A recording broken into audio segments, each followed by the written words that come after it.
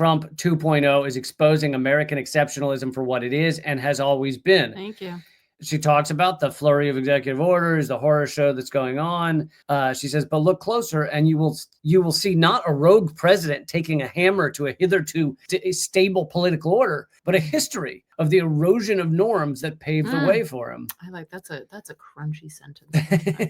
Joe Biden's pardoning of his own family members was as much an injury to norms as Trump's pardoning of those convicted of January 7th, January 6th. Whatever.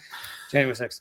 Trump's very purpose is to knock down norms, but in some ways, he is only accelerating a process that had already started. Take Trump's order to construct a migrant detention center in Guantanamo Bay, a space that for years has operated outside of international law, despite outcries and appeals for closure. Hundreds of prisoners were kept there under military law, often following rendition, disappearance, and torture. Trump's proposal to detain tens of thousands of migrants there is an outrageous move, but it's not an aberration. Thank you. He is building literally on what came before him. You could have just said, read this instead. Whoever this is doing a good job of putting things. Vance Warren says, like many of Trump's authoritarian attacks on human rights, this one has shameful precedents in U.S. history. Another of Trump's directives also builds on precedent. One of his executive orders pledges to deport students and others without U.S. citizenship who participate in pro-Palestine protests. But their actions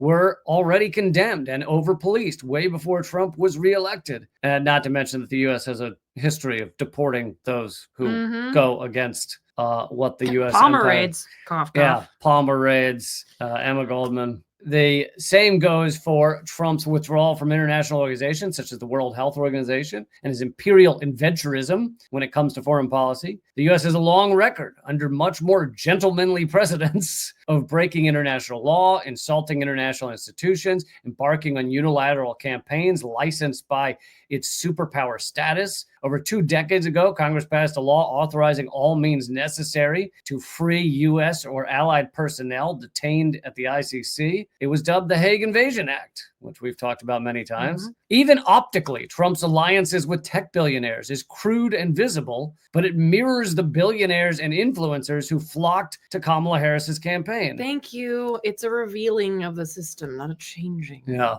The danger, and here's the last part, the danger comes from assuming that Trumpism comes out of nowhere. In fact, it comes from many sources, but one of them is his predecessor's creation of a political system in which serial breaches are seen as acceptable because they're done by the right people. While to millions of people, Trump is the right person. Right. And this speaks to the splintering of the country. I mean, this really is like, it also speaks to that binary that we're raised in, right? Republican and Democrat. And I think it's important to recognize that we can chew gum and walk at the same time. We can hate Trump and hate Biden at the same time. Like, we can recognize that oppression comes from the system itself, not just from one dude in the White House. I think that that's really important because, again, if you don't actually know what the problem is, then how can you address it? It's like an alcoholic saying, oh, I'm not alcoholic, I stubbed my toe. It's like, no, that's not, you putting a Band-Aid on your toe is not going to fix your liver problems. Like, you have to look at the issues and where they're coming from. Otherwise, you can't